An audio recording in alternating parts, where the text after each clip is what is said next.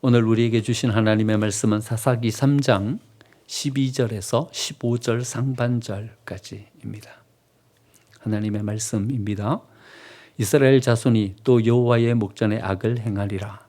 이스라엘 자손이 여호와의 목전에 악을 행함으로 여호와께서 모압 왕 에글론을 강성하게 하사 그들을 대적하게 하심에 에글론이 암몬과 아말렉 자손들을 모아 가지고 와서 이스라엘을 쳐서 종려나무 성읍을 점령한지라. 이에 이스라엘 자손이 모압 왕 에글론을 18해 동안 섬기니라. 이스라엘 자손이 여호와께 부르짖음에 여호와께서 그들을 위하여 한 구원자를 세우셨으니 그는 곧 베냐민 사람 게라의 아들 왼손잡이 에훗이라. 아멘. 예. 한 꼬마가요 주일학교에 다녀왔어요. 주일학교에 다녀왔는데 엄마가 물었어요. 야, 오늘 교회 학교에서 뭐 배웠냐? 그랬더니 이 아이가 좀 머뭇머뭇하더니 이런 얘기를 합니다. 모세가 애굽 사람들을 어떻게 홍해에서 이겼는지 그걸 배웠어요. 모세는 홍해에 도착하자마자 사람들을 모아서 다리를 건설하기 시작했어요. 다리를 다 건설하고 난 다음에 사람들로 하여금 다리를 지나가게 했어요. 그리고는 무전을 쳐가지고 본부에 연락을 해서 폭격을 요청해서 폭격기가 와서 다리를 파괴했어요. 무너뜨려 버렸어요. 폭격기가 와갖고 다리를 무너뜨리는 바람에 거기 위를 지나가던 애굽의 병사들이 바다에 다 빠져갖고 죽었어요. 엄마가 깜짝 놀랐어요. 아니, 이건 성경의 이야기랑 다르잖아요. 깜짝 놀라가지고 아이한테 되물었어요. 야, 진짜 선생님이 그렇게 가르쳐 주시더냐? 그랬더니 아이가 한참이나 또 고민하더니 이래 이야기하는 거예요. 사실은요, 그건 아니에요. 그런데 내가 사실대로 이야기하면 엄마는 못 믿을 거예요. 그래 이야기 하더래요. 성경에 나오는 얘기, 하나님의 말씀, 우리가 쉽게 믿음으로 받아들이기는 참 힘들어요. 그렇죠? 예. 이렇게 한번 스스로에게 이야기해 보시죠. 저도 오늘 여러분들이 받아들이기 힘든, 믿기 어려운 이야기를 할 거거든요. 이렇게 한번 다짐해 보시죠. 믿음으로 받겠습니다. 믿음으로 받겠습니다. 옆에 계신 분들에게 믿음으로 받읍시다. 예. 하나님께서요, 이스라엘 백성들 주변에 있는 다른 이방 민족들을 다 멸하시지 않았어요. 가나안 땅 안에도 가나안 족속들을 제법 살려 주시고 거기에 남겨두셨어요. 그렇게 남겨두신 것은요, 이스라엘 백성들을 위해서였어요. 백성들의 신앙이 느슨해지면 옆에 있는 다른 민족들이 가시가 되어서 이스라엘 백성들의 신앙을 경각심을 가지고 세워지게 했어요. 한참 평안함을 누리면 또 잘못된 길을 선택해 가지고 길을 이렇게 갔어요. 그러면 또 주변에 있는 다른 민족들을 이렇게 선동해 가지고 이스라엘을 침공하게 하고 가시가 되어서 이스라엘 백성들의 신앙을 각성하게 그렇게 만들어 주셨어요. 여러분 추어탕 좋아하십니까? 네, 추어탕 대부분 다 좋아하시죠. 추어탕의 추어는 다 한국산이죠. 한국산. 뭐 대부분 가면 국산 추어 이렇게 적어놨습니다. 그런데요, 이래 한대요. 중국에서요, 거의 대부분 다 자란 미꾸라지를 가지고 와서는 양식장에, 논이나 이런 미꾸라지 양식장에다가 그거를 풀어놓는데요. 풀어놔가지고 한 1, 2개월 거기서 자라면요, 이게 한국산이 되는 거예요. 국산 추어가 되는 거예요. 그래갖고 국산 추어로 우리는 추어탕 만든다 이렇게 안 돼요. 그런데요, 그걸 말씀드리려고 하는 게 아니라, 여러분 중국에서 가져오면 2주 혹은 3주 정도 걸리죠. 근데 살아있는 채로 가지고 올라 그러면 이게 되게 힘든 거예요. 수조에 넣어가지고 2주, 3주 가지고 오다 보니까 이 수조 안에서 대부분 미꾸라지가 폐사하는 거예요. 살릴 방법을 막 궁리해서 찾았는데 뭐 산소 공급도 안 되죠. 온도는 좀 올라가죠. 그러니까 뭐 상당히 많은 미꾸라지가 폐사해버리는 거예요. 그런데요, 어떤 사람이 폐사시키지 않고 가지고 올 수 있는 기가 막힌 방법을 하나 찾아냈어요. 어떤 방법인가 하면요, 거기에다가 메기를 한 서너 마리 집어넣는 거예요. 메기를 집어넣으면 거기에서 2, 3주 오면서요, 메기가 미꾸라지를 잡아먹는 거예요. 예, 잡아먹으니까 아니 메기가 이리저리 다니면서 미꾸라지를 잡아먹으려고 그러니까 미꾸라지가 안 잡아먹히려고 안간 힘을 다해서 이리저리 도망을 다니는 거예요. 도망 다니다 보면 한국까지 오는 거예요. 그래갖고 안 죽고 다 폐사하지 않고 살려서 가지고 온다는 거예요. 그래서 대부분 미꾸라지를 가지고 올 때요, 그게 아니다, 메기를 몇 마리 집어넣어서 가지고 오면 폐사하지 않고 미꾸라지를 가지고 올 수 있대요. 이게 메기 효과래요. 하나님께서요, 우리에게 가시를 남겨두고 계셔요. 아니 싹 제거해버리고 평안하게 살았으면 좋겠는데 하나님께서 어떤 부족하고 연약한 부분을 우리에게 두고 계시는 거죠. 그런데 이것이 주는 우리의 삶의 가시와 같은 아픔이 때로는 우리의 삶을 더 복되게 세워가게 되고 우리의 신앙을 더 견고하게 세워가게 하는 어떤 도구로서의 역할을 감당하게 된다는 거죠. 사사기는요, 이 시대를 이렇게 표현합니다. 2장 1절 말씀 보니까요, 여호와를 알지 못하는 세대다, 그렇게 표현합니다. 그러니까 예배의 중요성도 기도의 소중함도 알지 못하는 그런 백성이 되어버렸다, 이렇게 이야기하는 거죠. 예배할 줄도 모르고 기도하지도 않는 그 백성들에게요, 하나님은 이 가시들을, 주변에 있는 여러 민족들을 통해서 이스라엘에게 자극을 주고 매기 효과를 발휘하게 하는 거죠. 그래가지고 신앙을 다시 견고하게 세워가는 거죠. 3장 1절에서는요, 전쟁을 모르는 세대다, 이렇게 표현합니다. 이 삶이라는 것이 영적 전쟁인데 말이죠. 그런데 이 안목을 가지지 못하고 안일하게 살아가는 거예요. 흘러가면 흘러가는 대로, 되어지면 되어지는 대로 거기에 맞춰서 살아가는 거예요. 신앙은 온데간데 없고 그냥 그 지역에 있는 사람들과 똑같이 되어서 살아가는 거예요. 그런데 하나님은 주변에 있는 나라들을 통해서 그들의 신앙을 각성시켜 주셔서 분명히 나아갈 목표를 정하고 그 길을 통해서 그들의 인생을 살아갈 수 있도록 그렇게 만들어 주시는 거죠.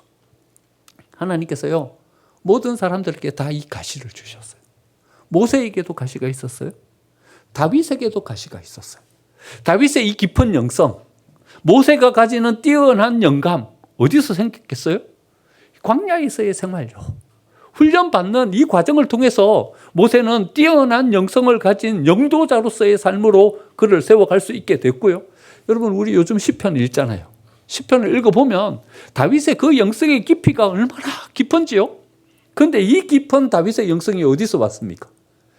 끊임없이 자기를 추격해오는 사울이 보낸 그 군사들의 추격을 피해서 도망하면서 그의 영성의 깊이가 깊어지지 않습니까? 신약에는요, 베드로와 사도 바울에게도 이 가시가 있었던 거죠.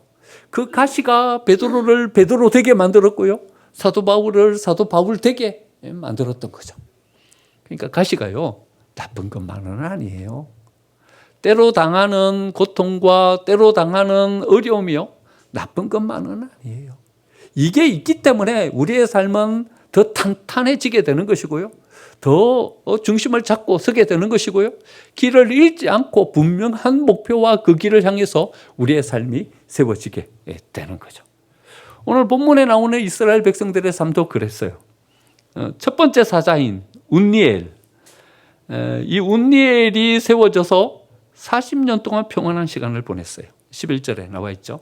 그런데 그 평온한 삶이 이스라엘 백성들의 그 삶을 해이해지게 만들었어요. 신앙의 방향을 잃고 악을 행하는 백성들이 되었어요. 12절 보니까는요, 이스라엘 자손이 여호와의 목전에 악을 행함으로 여호와께서 모압 왕 에글론을 강성하게 하사 그들을 대적하게 하셨다. 그런데 이 혼란한 상황 가운데서요, 이스라엘 백성들이 회개하면서 하나님 앞에 서는 거예요. 하나님, 우리 구해 주세요. 18해 동안 농사를 지어놓으면 모압 왕한테 다 갖다 바쳐야 되고 그 백성들은 쫄쫄 굶으면서 어려운 시기를 보내고, 이렇게 18해 동안 지나고 나서 보니까 이 도저히 안 되겠어. 어떻게 이 난관을 극복할 방법을 찾을 수가 없는 거예요. 하나님 앞에 기도하며 나아갔더니 하나님께서 두 번째 사사 에훗을 세우는 거예요. 에훗이 이스라엘을 대표해가지고 에글론에게 공부를 가지고 갔어요.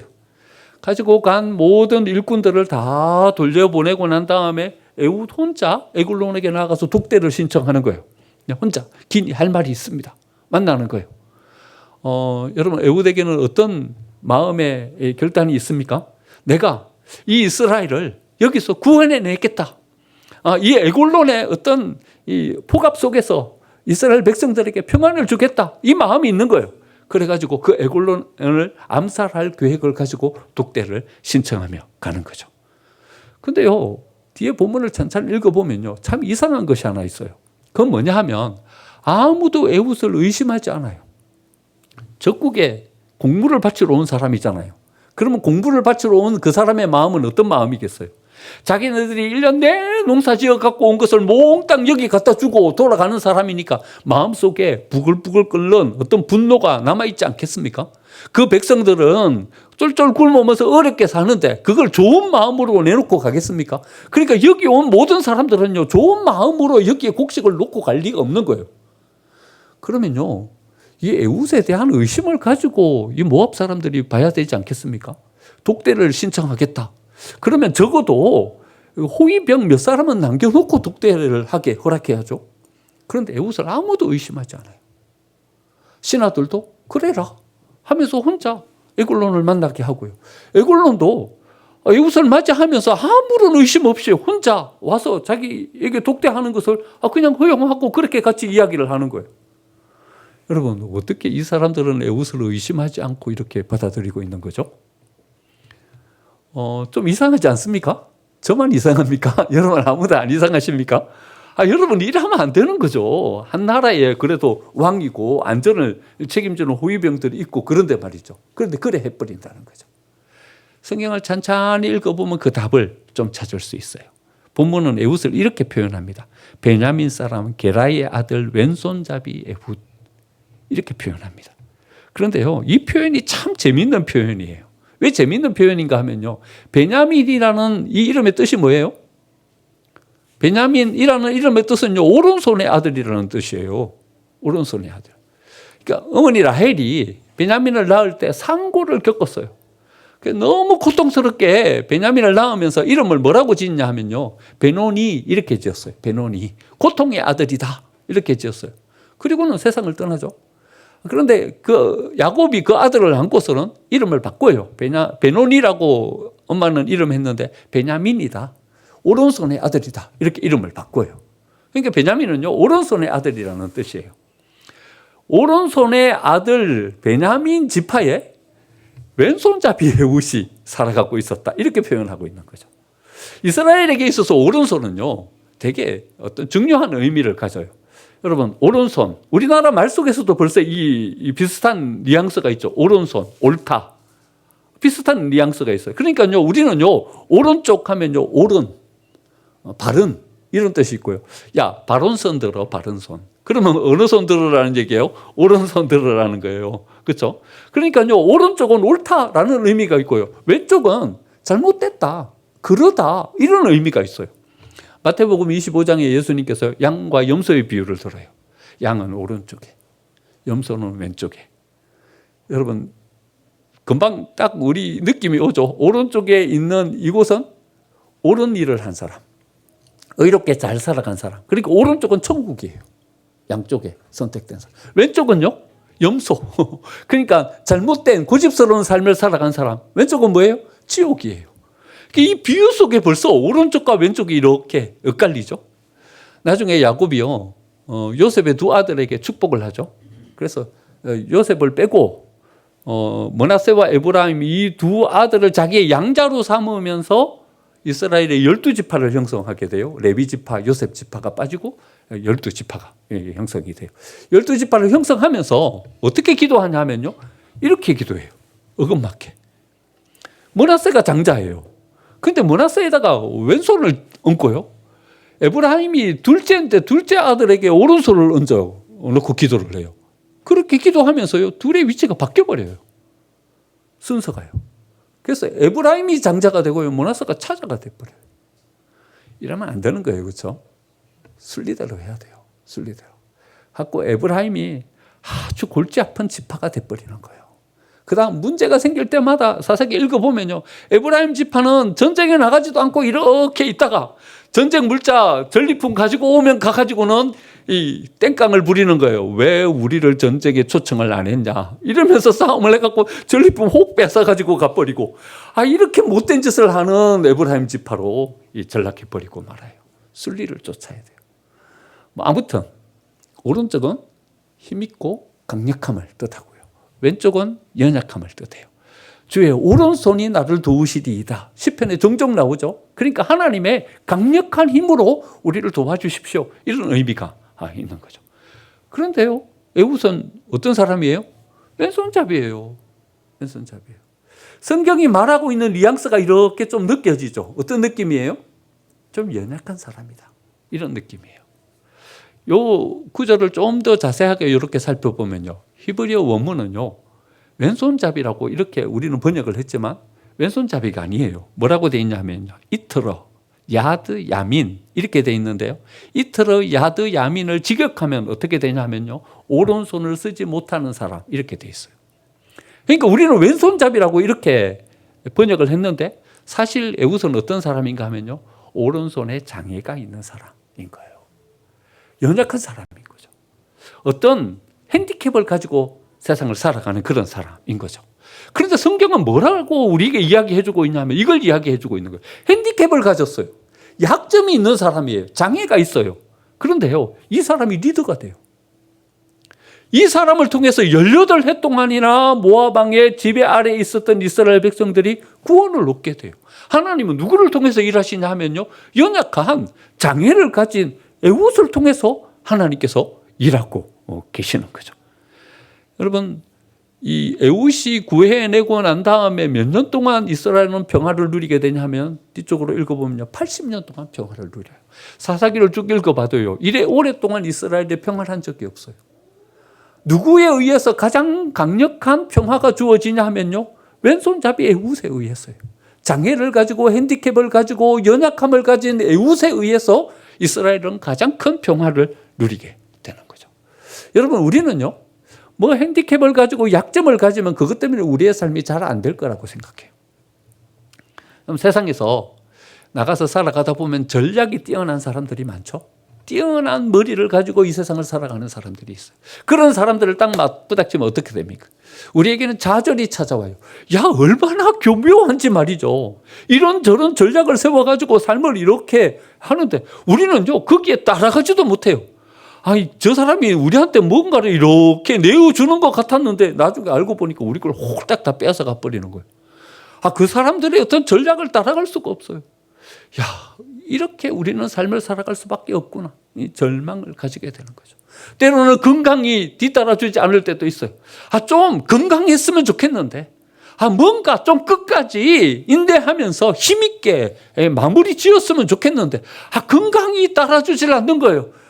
가다가 중간에 중단할 수밖에 없고, 가다가 멈출 수밖에 없는 그런 일들이 한두 가지가 아닌 거예요.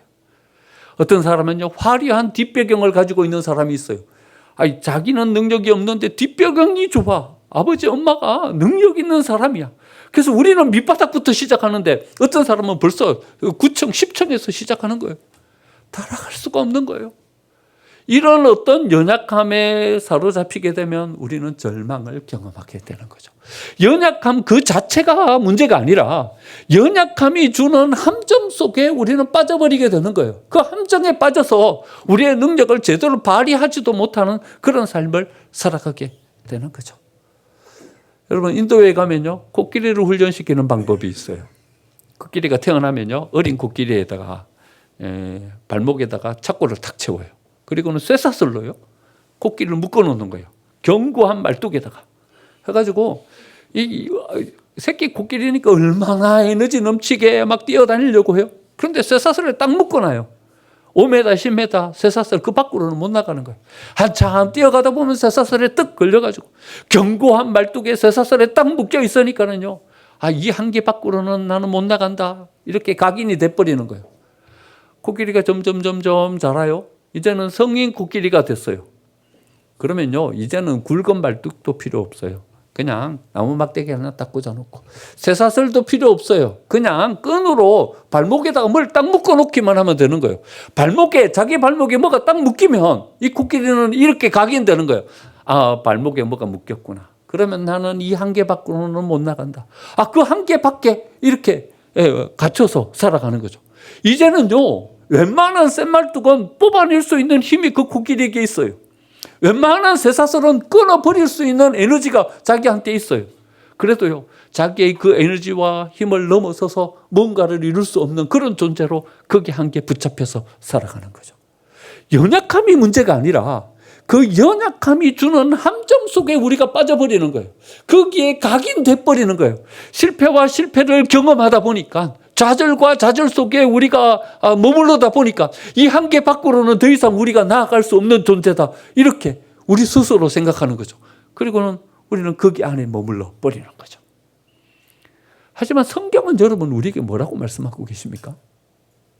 세상을 이기는 승리는 세상이 얼마나 강력한가 거기에 달려있는 게 아니다, 이렇게 우리에게 말씀해 주고 계십니다.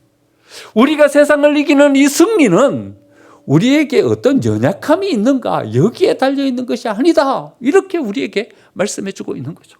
여러분, 왜 우리가 하나님의 말씀을 붙잡고 살아가야 되냐 하면, 왜 우리가 믿음으로 우리의 삶을 세워가야 되냐 하면, 세상은 여전히 우리 속에 이 좌절과 절망을 주고 있지만 우리의 발목을 딱 붙잡고 이 한계 밖으로 더 이상 나아갈 수 없게 우리를 붙들어 매고 있지만, 하나님의 말씀은 이렇게 우리에게 말씀해 주고 계시는 거죠.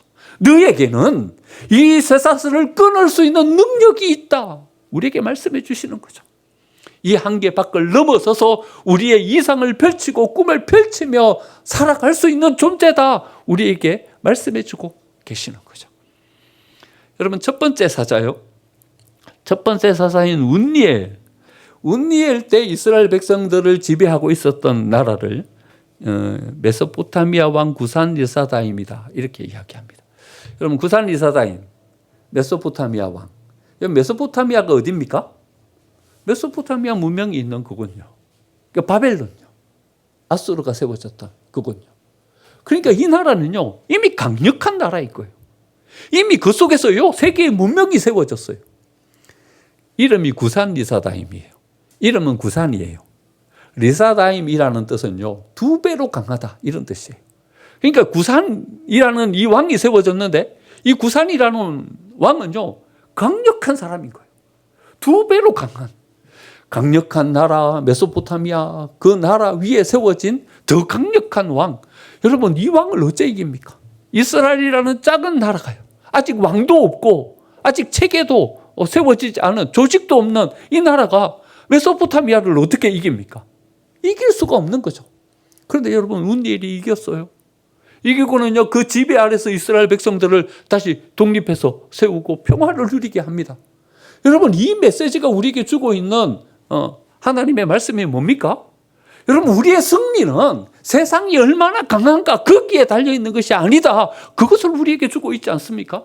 우리가 펼쳐갈 이 꿈, 우리가 펼쳐갈 우리의 이 사명은 세상이 얼마나 강력한가 거기에 성공과 실패를 좌우할 수 없는 것이다, 이렇게 우리에게 말씀해 주고 있는 것입니다. 여러분, 우리가 이 세상을 살아가는 것이, 여러분, 힘의 논리에 의해서 우리가 이 세상을 살아갑니까? 그럼 다윗이 골리앗을 어떻게 이깁니까? 다윗은 골리앗을 이길 수가 없는 거죠. 골리앗이라는 장수가 앞에 딱 나서니까는요 사울의 모든 장수들이 이렇게 판단한 겁니다. 우리는 저 골리앗을 이길 수 없다. 왜냐하면 힘의 크기로 비교해 보니까는요 골리앗이 훨씬 더 강력한 힘을 가지고 있는 거예요. 키도 훨씬 더 크고 무기도 훨씬 더 강력한 무기를 가지고 있는 거예요. 그런데 우리는 이 무기 가지고 이 작은 키로 어떻게 대항해서 싸워서 이깁니까? 그런데 다윗은 어떻게 이깁니까? 나아가서 물맷돌로 골리앗을 무너뜨려 버리잖아요. 여러분, 이 메시지가 우리에게 주고 있는 메시지가 뭡니까? 하나님의 말씀이 뭡니까? 우리의 이김은, 우리의 승리는 세상이 얼마만큼 강력한 힘을 가지고 있는가 거기에 따라서 우리의 성공과 실패가 좌우되는 것이 아니다. 그것을 우리에게 보여주고 계시지 않습니까? 초대교회를 보십시오. 초대교회 구성원들은요 다 평민들입니다. 여인들입니다. 여러분, 평민들과 여인들로 구성된 이 초대교회, 힘이 없는 공동체였어요. 핍박이 주어지니까는요 그 핍박을 오롯이 다 몸에 짊어지고 가야 돼요. 그래서 그 핍박을 이길 수가 없으니까 어디로 도망칩니까? 지하로, 무덤 속으로. 그게 카타콤이지 않습니까? 거기서 살아갈 수밖에 없는 공동체가 되었어요. 여러분, 이런 공동체가 로마를 어떻게 이깁니까? 로마하고 싸움이나 되겠습니까? 이미 주변의 나라들을 다 섭렵해 가면서 정복해 가는 이 강력한 로마를 여러분 기독교 공동체, 이 힘없는 공동체가 어떻게 이깁니까? 근데 여러분 하나님의 역사는 우리에게 뭘 보여줍니까?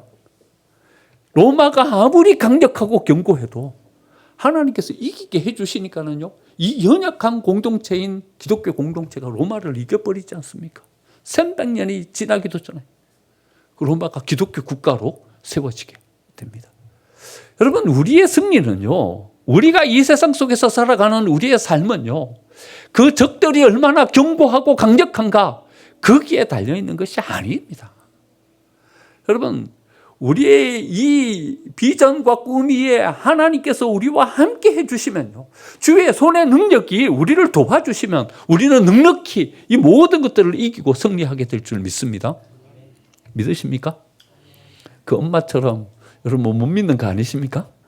여러분 믿으셔야 됩니다. 이 믿음이 우리의 삶을 세워가고 우리의 이 비전과 꿈을 우리 손에 쥐어지는 꿈으로 우리에게 안겨주는 것입니다. 두 번째는요, 오늘 에훗이 가지고 있는, 여러분 우리의 핸디캡이 얼마만큼 깊고 얼마만큼 치명적인가에 따라서 우리의 성공과 실패가 좌우되는 것이 아니다. 그것을 우리에게 보여주고 있는 것입니다. 핸디캡이 생기면요, 우리는 이런 생각을 가집니다. 첫 번째는요, 이 핸디캡 때문에 나는 아무것도 못하겠다. 그 붙잡힌 코끼리처럼요, 이 핸디캡 때문에 나는 할 수 있는 것에 한계가 뚜렷하게 주어진다. 그래서 그 밖에 있는 일들에 대해서는 아예 포기해버립니다. 나는 이 정도의 일들을 이룰 수 없는 사람이다.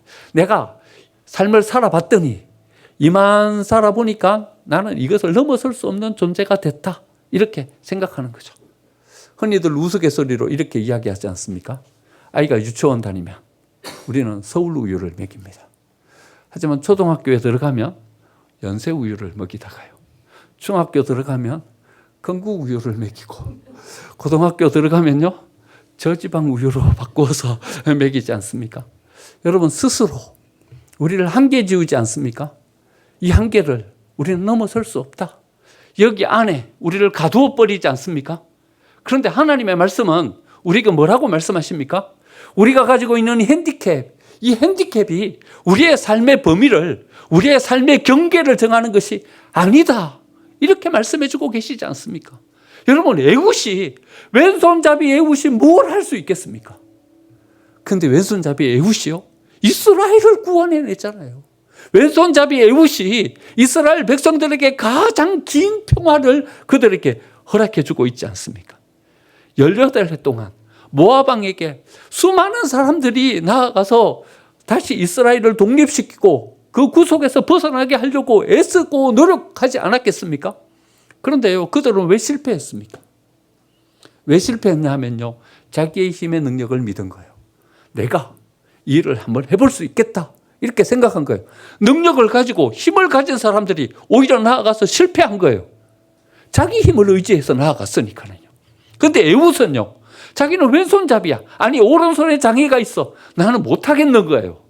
내가 못하겠으니까 누구를 의지하며 나아가는 것입니까?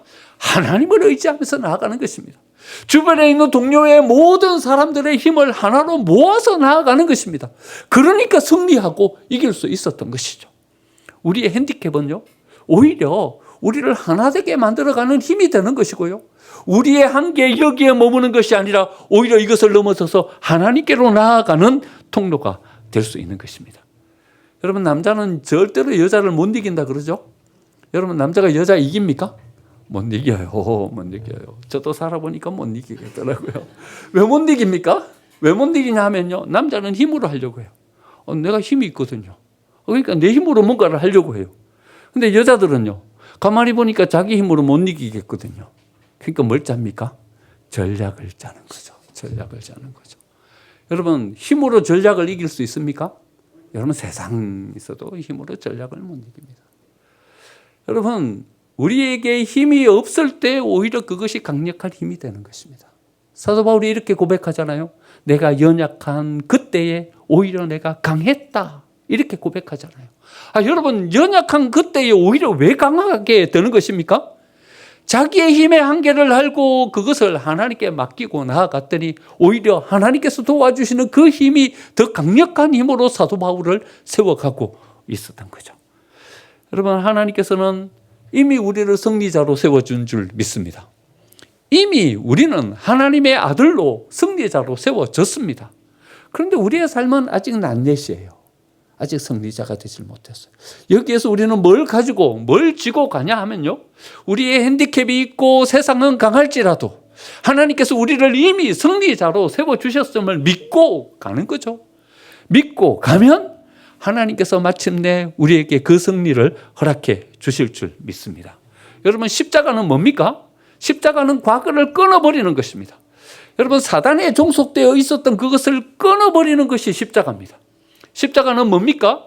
세상의 종로로 타던 그것을 끊어버리고 하나님의 자녀로 우리를 다시 세우는 것, 이게 십자가인 것입니다. 여러분, 우리가 복음을 믿고 하나님의 말씀을 믿고 나아간다는 것은요, 우리의 연약함, 실패의 자리, 그것을 끊어버리고 이제는 하나님의 사람으로 우리를 다시 세우고 나아가는 것입니다. 여러분, 하나님의 사람으로 우리를 다시 세우고 나아가면, 하나님께 맡기고 그 하나님의 능력을 의지해서 우리가 쓰면, 여러분, 우리는 더 강력한 존재로 더 온전한 것을 이루고 세워지게 될 줄 믿습니다. 그것을 이야기하는 것이 여러분 아담이지 않습니까? 아담이요, 하나님께 맡기고 그냥 자버렸어요. 하나님께 맡기고 자버렸어요. 자고 나니까 여러분, 하나님이 뭘 만들어 주셨습니까? 가장 예쁜 하와를 만들어 주셨어요. 하와가요, 세상에서 제일 예쁜 사람이에요. 여러분 모르셨어요? 하와가 세상에서 제일 예쁜 사람이에요. 왜 제일 예쁜 사람이에요? 여자가 하나밖에 없으니까요. 세상에서 제일 예쁜 사람인 거예요. 여러분, 맡기고 주무세요. 맡기고 주무세요. 여러분, 우리 힘으로 해가지고 여러분 어떤 강력한 무언가를 만들어갈 수 있겠어요? 하나님께 맡기면 하나님이 우리가 잘 때 그때 일하시는 거예요. 일하시는 그 하나님이 우리에게 가장 강력한 은혜의 역사를 우리 손에 들려주시는 거죠. 여러분, 하나님께 맡기고 나아가면 우리의 핸디캡도 귀한 도구가 되는 줄 믿습니다. 하나님께 맡기고 나아가면 세상의 강력함, 그것이 우리의 앞을 가로막아 서지 못할 오히려 우리의 도구가 될 줄 믿습니다. 이 믿음으로 서서 비록 우리가 연약하고 부족할지라도 하나님이 도와주시는 그 은혜로 우리의 삶을 세우고 승리를 손에 쥐고서는 우리 생명성 교회가 되고 저와 여러분의 삶이 되시기를 간절히 축원드립니다. 아멘.